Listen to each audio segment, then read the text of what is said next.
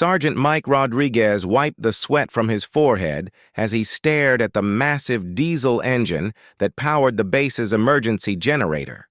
The machine had been acting up for 3 days straight, and despite calling in 2 different civilian contractors, nobody could figure out what was wrong. The base's backup power system was critical, especially with the upcoming joint training exercises scheduled for next week. The engine bay was filled with the usual suspects: young mechanics fresh out of technical school, each armed with diagnostic computers and confidence that modern technology could solve any problem. Mike watched them plug in their devices, run their tests, and shake their heads in frustration. The engine would start, run for about 10 minutes, then suddenly shut down with no clear error codes. "Sergeant, we've checked everything twice," said Specialist Johnson, the lead mechanic. "The fuel system is clean, all sensors are reading normal, and the computer diagnostics show no faults. It's like the engine just decides to quit for no reason." Mike nodded, understanding the frustration. He'd been in the Army for 15 years, and he'd seen plenty of equipment failures that defied explanation. Just as he was about to suggest they call in another contractor, he noticed someone mopping the floor near the entrance to the engine bay. The janitor was an older man, probably in his 70s, with silver hair and weathered hands that spoke of decades of hard work. Mike had seen him around the base for months, but had never really paid attention to him. The man worked quietly, efficiently, and seemed to blend into the background wherever he went. His name tag read Frank, and he wore the standard civilian maintenance uniform. Frank continued mopping, moving closer to where the mechanics were working. Mike noticed the old man's eyes weren't on his mop. They were studying the engine with an intensity that seemed unusual for a janitor. There was something about the way Frank looked at the machine that caught Mike's attention. "Excuse me," Frank said quietly, pausing his mopping. His voice carried a slight rasp, like someone who'd spent years around loud machinery. "I couldn't help but overhear. You folks having trouble with that generator?" Specialist Johnson looked up, slightly annoyed at the interruption. "Yeah, we can't figure out what's wrong with it. It starts fine but shuts down after 10 minutes every time." Frank nodded slowly, setting his mop aside and taking a few steps closer. "Mind if I take a look? I might have seen this problem before." Johnson glanced at Mike with barely concealed irritation. The last thing they needed was some old janitor getting in their way while they were trying to work. "Thanks, but we've got it handled. This is pretty complex equipment." But Mike found himself curious. There was something about Frank's demeanor that didn't quite fit with his job title. The way he moved around the engine bay, the way his eyes tracked the various components. It reminded Mike of the master sergeants he'd worked with, the ones who could diagnose problems just by listening to an engine run. "What kind of experience do you have with generators?" Mike asked, ignoring Johnson's surprised look. Frank smiled slightly, his eyes still focused on the engine. "Oh, I've worked on a few over the years. Different types, different sizes. This one here, it's a Caterpillar C32, right? About 850 kilowatts? Johnson's eyebrows rose. Most people wouldn't be able to identify the engine model just by looking at it, let alone know its power output. "Yeah, that's right. How did you—" "I've seen a lot of these," Frank said simply. "They're good engines, reliable, but they have their quirks." He paused, listening as the mechanics started the engine again. The diesel rumbled to life, running smoothly at first. Frank closed his eyes and tilted his head slightly, like he was listening to something the others couldn't hear. After about 30 seconds, he opened his eyes and nodded. "There," he said. "Did you hear that slight variation in the RPMs? Just for a second?" Mike listened carefully but couldn't detect anything unusual. The engine sounded fine to him. Johnson shrugged, clearly skeptical. "The engine management system is compensating for something," Frank continued. "Something small, but it's working harder than it should be. After about 10 minutes, it gives up and shuts down to protect itself."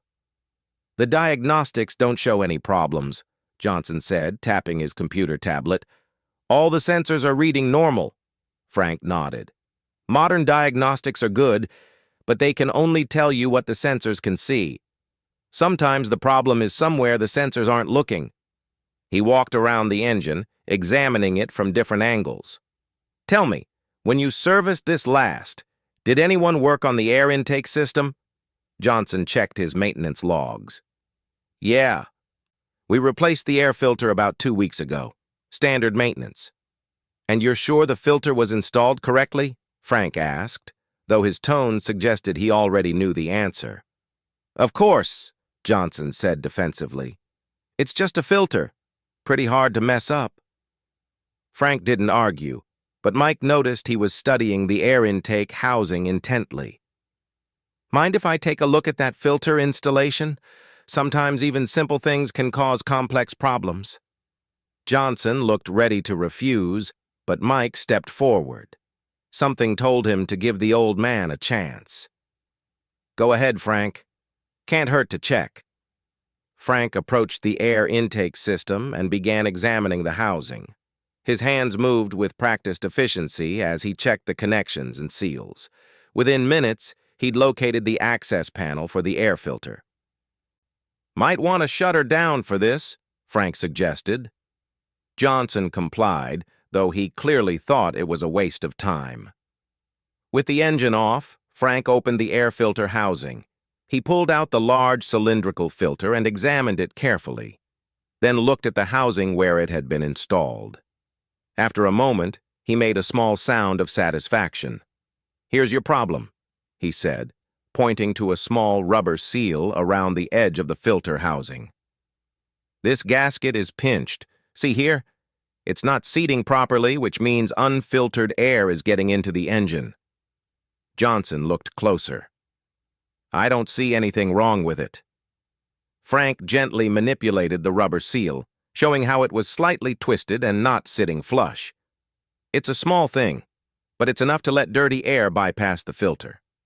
The engine can handle it for a while, but eventually the particulates start affecting the sensors and the fuel injection system. The computer doesn't know what's wrong, it just knows something isn't right, so it shuts down. Mike studied the seal Frank was pointing to. It did look slightly out of place now that he knew what to look for, though he probably would never have noticed it himself. That's impossible, Johnson said. A little unfiltered air wouldn't cause the engine to shut down completely. Frank smiled patiently. These modern engines are sensitive. They're designed to run with very precise air-to-fuel ratios. Even small amounts of contamination can throw off the sensors. The engine management system sees the irregularities and assumes there's a major problem, so it goes into protective mode. He repositioned the seal properly and reinstalled the filter, making sure everything was seated correctly. Try starting her up now. Johnson looked skeptical but started the engine. It rumbled to life just as it had before. They waited, watching the clock. 10 minutes passed, then 15, then 20.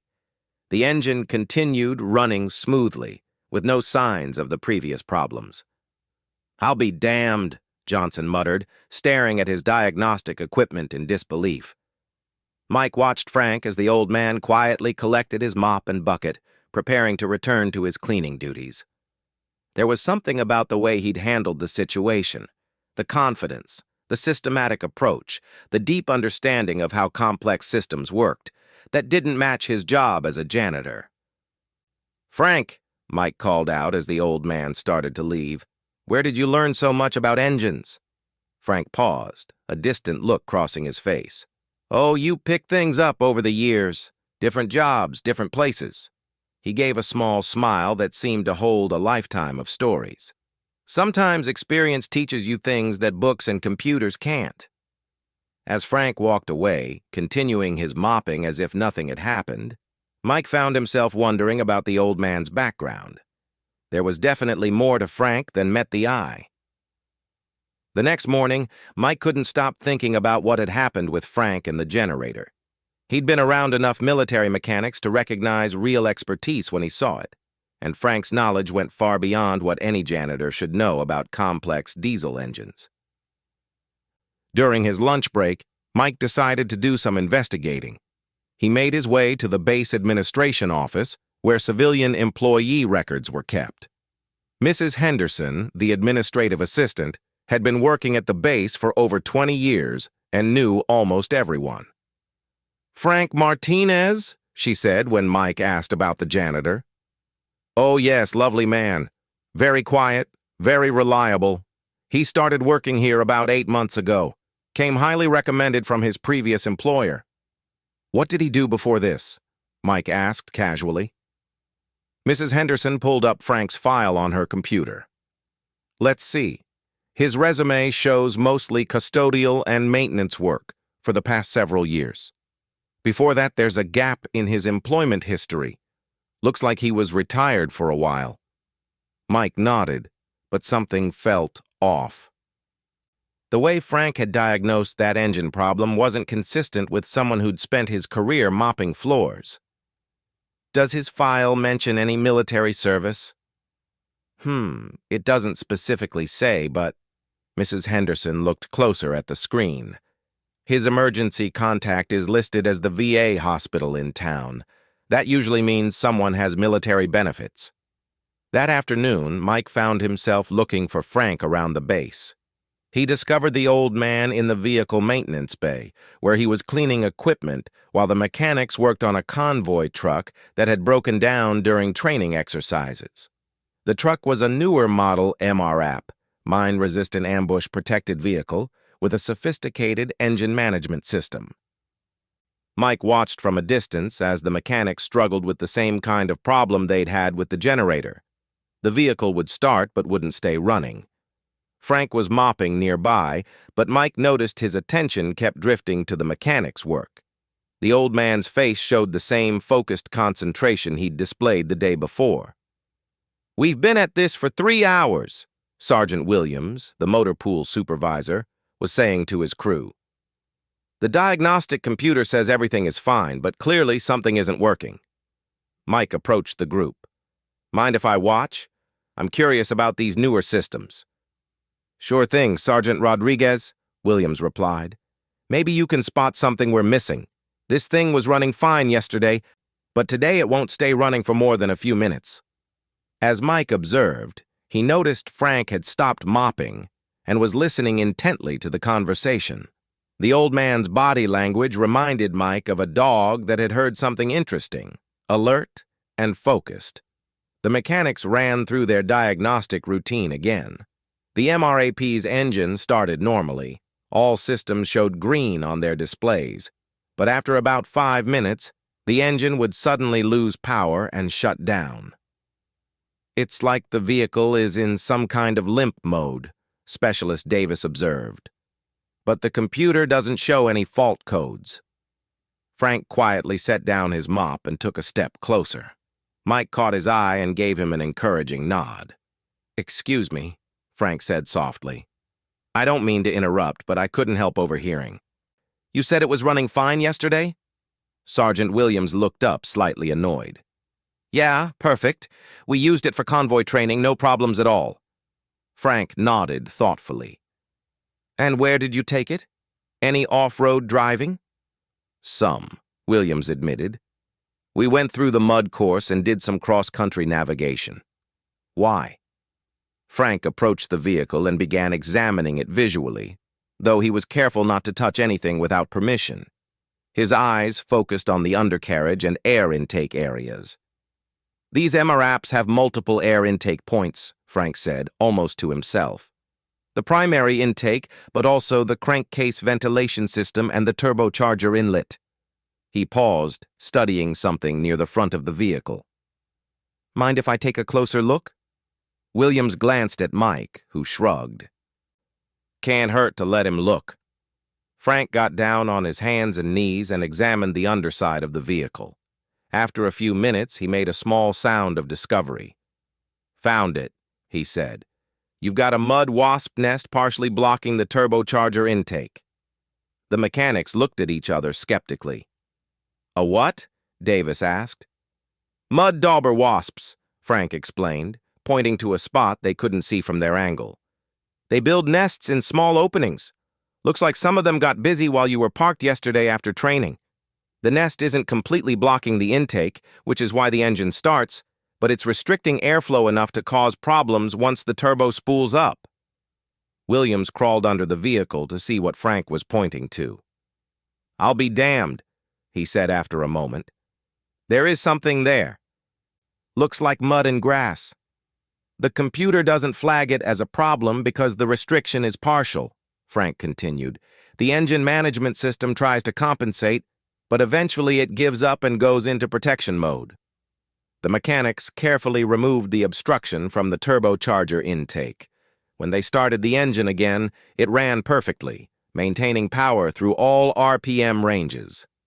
Mike watched in amazement as Frank once again quietly began collecting his cleaning supplies, as if solving complex mechanical problems was just part of his daily routine.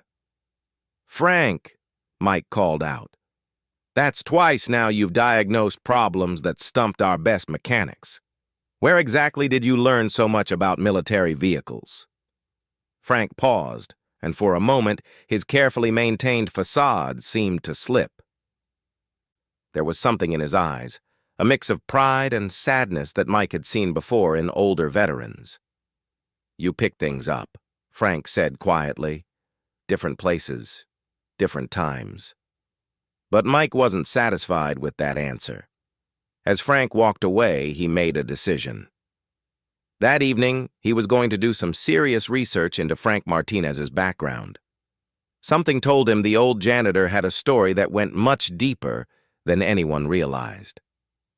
After Frank left, Sergeant Williams approached Mike. "That's the second time this week that old guy has solved problems our mechanics couldn't figure out. Yesterday it was Rodriguez's generator, today this. What do you think his deal is?" Mike shook his head. "I'm not sure, but I intend to find out. There's definitely more to Frank than meets the eye." That night, Mike went home to his small apartment off base and fired up his laptop. He started with basic internet searches, looking for any information about Frank Martinez. The searches turned up several people with that name, but none seemed to match the age and background of the man he knew.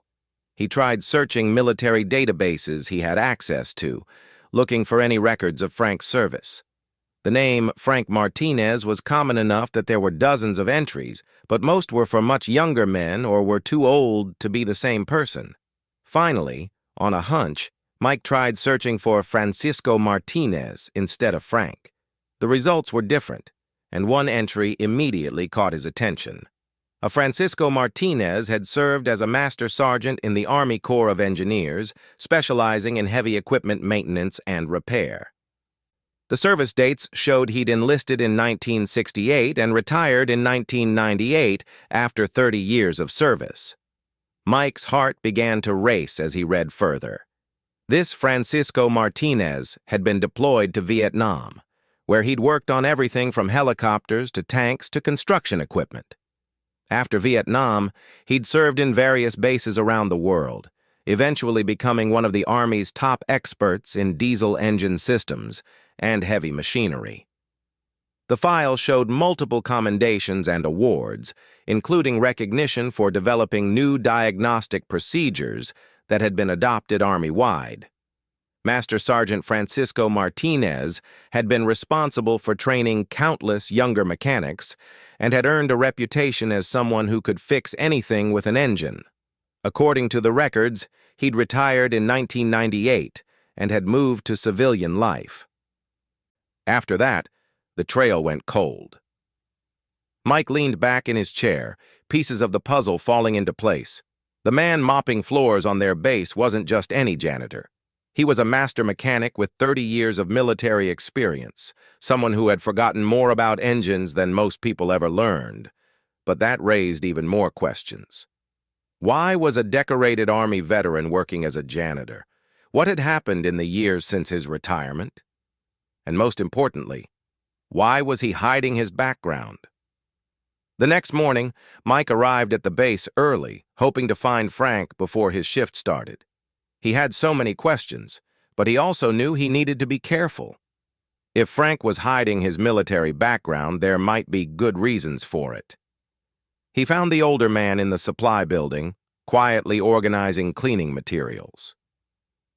Frank looked up as Mike entered, and there was something different in his expression, a wariness that hadn't been there before. "Morning, Sergeant Rodriguez," Frank said carefully. "Something I can help you with?" Mike took a deep breath. "Frank, I hope you don't mind, but I did some research last night. I found records of a Master Sergeant Francisco Martinez who served in the Corps of Engineers for 30 years, specialized in heavy equipment and diesel engines." Frank's hands stopped moving. For a long moment, he stood perfectly still, staring at the supplies in front of him. When he finally looked up, his eyes held a mixture of resignation and something that might have been relief. "I wondered when someone would figure it out," Frank said quietly. "You military folks are good at connecting dots." Mike stepped closer, keeping his voice low. "Why are you working as a janitor? With your background, you could have any number of jobs. The base could use someone with your expertise." Frank sat down heavily on a supply crate, suddenly looking every one of his 72 years. "It's complicated, son. After I retired, I tried working for defense contractors, civilian repair shops, even taught at a technical college for a while, but—" He paused, gathering his thoughts. "My wife got sick about 5 years ago. Cancer. The medical bills wiped out our savings, and I had to take care of her full time. After she passed 3 years ago, I was broken. Depression hit me hard." Mike felt a pang of sympathy. He'd seen what losing a spouse could do to military veterans, especially ones who'd defined themselves through their service and expertise. "I ended up losing the house, living in my car for a while," Frank continued. "When you're in your 70s with gaps in your employment history, nobody wants to hire you for technical work, even with all your experience. They want younger guys, people who are up to date with the latest computer systems." "But you clearly know the modern systems," Mike protested. "You solved problems our mechanics couldn't figure out." Frank smiled sadly. "Engines are engines, electronics are electronics. The fundamentals don't change much. But try explaining that to human resources departments who see a 70-year-old applicant." Mike began to understand. "So, you took the janitor job because it was available?" "The VA helped me find it," Frank nodded. "Good benefits, steady pay, and nobody asks a janitor about his technical background. I've been trying to rebuild my life one day at a time. The work keeps me busy and I can pay rent on a small apartment." They were interrupted by the sound of vehicles outside. Through the window, Mike saw several official cars pulling up to the base headquarters building, including one with flags indicating a high-ranking visitor. "Looks like we're getting a VIP today," Mike observed. Frank glanced outside and immediately straightened up. "That's the regional commander's vehicle. Brigadier General Harrison. I recognize the flags." 20 minutes later, the base public address system crackled to life. "All personnel, this is Colonel Stevens. We have a critical situation. The backup generator for the main communications center has failed, and we have a regional inspection in progress. I need all available maintenance personnel to report to Communications Building Alpha immediately." Mike and Frank looked at each other. The communications center was vital to base operations, especially during high-level visits. If the backup generator wasn't working, it could be a serious security and operational issue. They hurried to Communications Building Alpha, where they found a scene of controlled chaos. The base's top mechanics were gathered around another large diesel generator, while Colonel Stevens and several other officers looked on with obvious concern. "What's the status?" Colonel Stevens was asking as Mike and Frank arrived. "Sir, we can't figure out what's wrong," Chief Warrant Officer Thompson reported. "The generator starts, but it won't accept the load from the building. Every time we try to transfer power, it shuts down immediately." Mike noticed Frank studying the situation intently. The older man's eyes were focused on the electrical connections between the generator and the building's power system. "How long do we have?" Colonel Stevens asked. "The main power is stable for now, sir. But if we lose it during the inspection, we'll lose all communications, computer systems, and security monitoring. The regional commander is expecting a full operational demonstration in 2 hours. Frank stepped forward before Mike could stop him. "Excuse me, Colonel. I might be able to help." Colonel Stevens turned, looking surprised to see a janitor speaking up. "And you are?" "Frank Martinez, sir. Civilian maintenance staff." Frank's bearing had changed subtly. He stood straighter. His voice carried more authority. "I have some experience with power systems." Chief Thompson looked annoyed. "Sir, with respect, this is a complex electrical integration problem. We don't need—" "Chief," Colonel Stevens interrupted, "right now I need solutions. If this man has ideas, I want to hear them." He turned to Frank. "What do you think the problem might be?" Frank approached the generator and began examining the electrical connections. "Sir, when you say it won't accept the load, do you mean it shuts down immediately when you try to transfer power?" "That's correct. The moment we switch from main power to generator power, the generator trips offline." Frank nodded and studied the control panel. "May I look at the load transfer sequence, sir?" Thompson grudgingly showed Frank the electronic control system that managed the power transfer between the main electrical grid and the generator backup system. After a few minutes of examination, Frank pointed to a specific setting on the control panel. "Here's your problem, sir. The load transfer system is trying to sync the generator at the wrong phase angle. The generator is producing power, but it's trying to connect to the grid when the electrical phases don't match." Thompson looked skeptical. "The automatic synchronization system should handle that." "It should," Frank agreed. "But someone has manually set the phase delay to 15 degrees instead of allowing automatic synchronization. The system thinks it's protecting against phase mismatch, but it's actually creating one." Frank pointed to a small switch that was set to manual instead of auto. "If you switch this to automatic and reset the phase parameters, the generator should sync properly with the building load." Thompson checked the setting Frank had identified. I don't remember changing that setting, but you're right. It's been switched to manual." He made the adjustment Frank suggested. When they tested the system again, the generator started smoothly and accepted the full building load without any problems.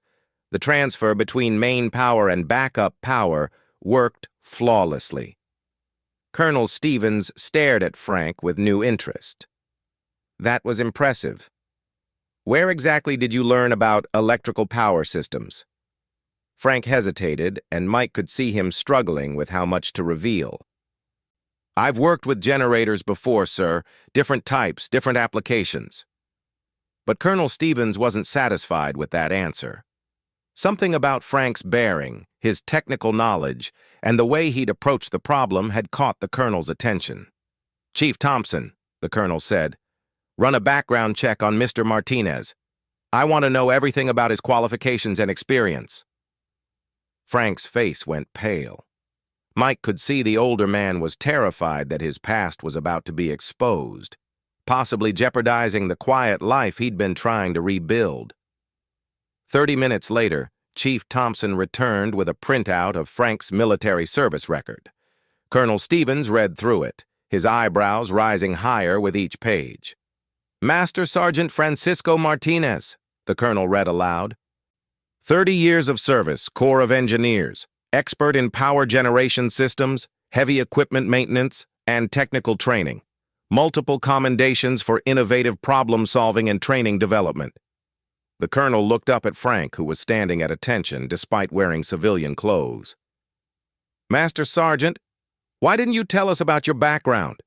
Frank's voice was quiet but steady. "Sir, I'm not Master Sergeant Martinez anymore. I'm just Frank, the janitor. I've been trying to start over after some difficult years." Colonel Stevens studied Frank for a long moment, then made a decision that would change everything. "Master Sergeant Martinez, I have a proposition for you. We have a civilian position opening up. Technical Systems Supervisor for the entire base maintenance operation. The pay is significantly better than custodial work, and we desperately need someone with your expertise." Frank looked stunned.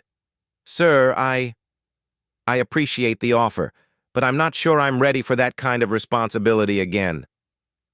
"The way I see it," Colonel Stevens said, "you've been solving our technical problems anyway. You might as well get properly compensated for it. Plus, we have young mechanics who could learn a lot from someone with your experience." Mike watched as Frank's expression slowly changed from fear to cautious hope.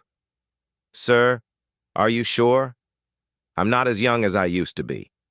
"Master Sergeant," the colonel said with a slight smile, "in my experience, there's no substitute for knowledge that comes from 30 years of hands-on experience. We'd be honored to have you back where you belong." As the inspection continued successfully that day, Mike reflected on how much had changed in just a few days. Frank Martinez was no longer hiding in the shadows, trying to forget his past.